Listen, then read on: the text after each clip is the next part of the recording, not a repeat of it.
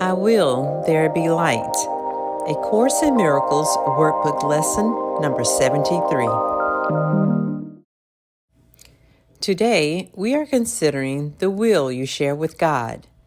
This is not the same as the ego's idle wishes, out of which darkness and nothingness arise. The will you share with God has all the power of creation in it. The ego's idle wishes are unshared, and therefore have no power at all. Its wishes are not idle in the sense that they can make a world of illusions in which your belief can be very strong. But they are idle indeed in terms of creation. They make nothing that is real.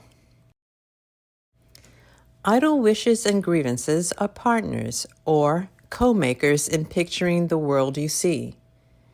The wishes of the ego gave rise to it, and the ego's need for grievances which are necessary to maintain it peoples it with figures that seem to attack you and call for righteous judgment. These figures become the middlemen the ego employs to traffic in grievances. They stand between your awareness and your brother's reality. Beholding them, you do not know your brothers or yourself.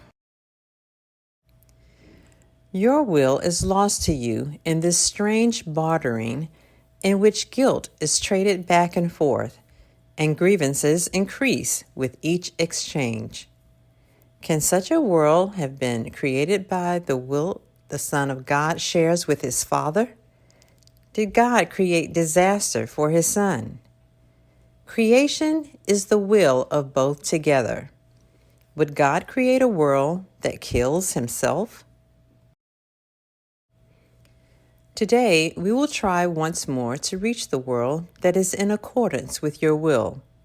The light is in it because it does not oppose the will of God.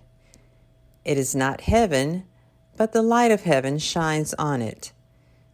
Darkness has vanished. The ego's idle wishes have been withdrawn. Yet the light that shines upon this world reflects your will, and so it must be in you that we will look for it. Your picture of the world can only mirror what is within. The source of neither light nor darkness can be found without.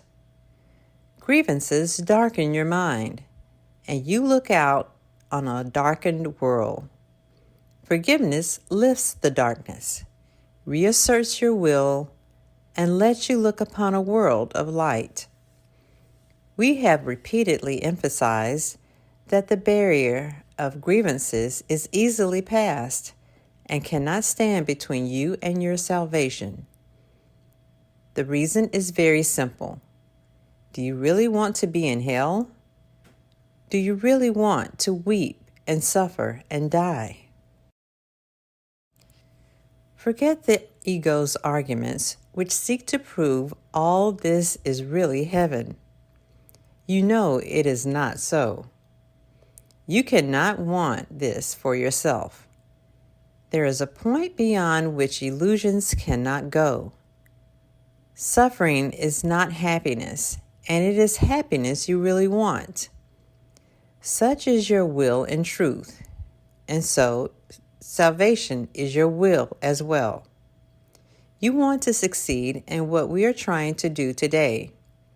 We undertake it with your blessing and your glad accord. We will succeed today if you remember that you want salvation for yourself.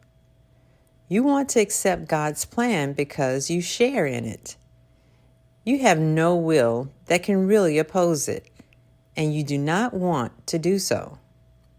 Salvation is for you. Above all else, you want the freedom to remember who you really are.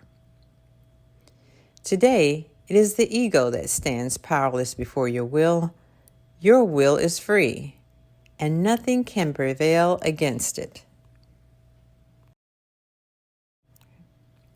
Therefore, we undertake the exercises for today in happy confidence.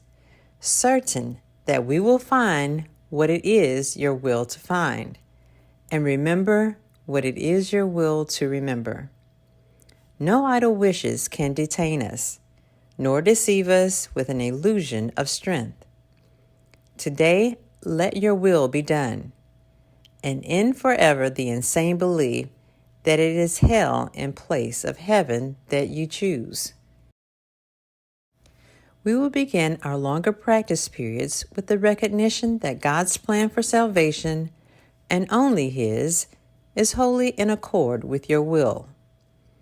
It is not the purpose of an alien power thrust upon you unwillingly. It is the one purpose here on which you and your Father are in perfect accord. You will succeed today. The time appointed for the release of the Son of God from hell and from all idle wishes. His will is now restored to his awareness. He is willing this very day to look upon the light in him and be saved. After reminding yourself of this and determining to keep your will clearly in mind, tell yourself with gentle firmness and quiet certainty, I will there be light. Let me behold the light that reflects God's will and mine.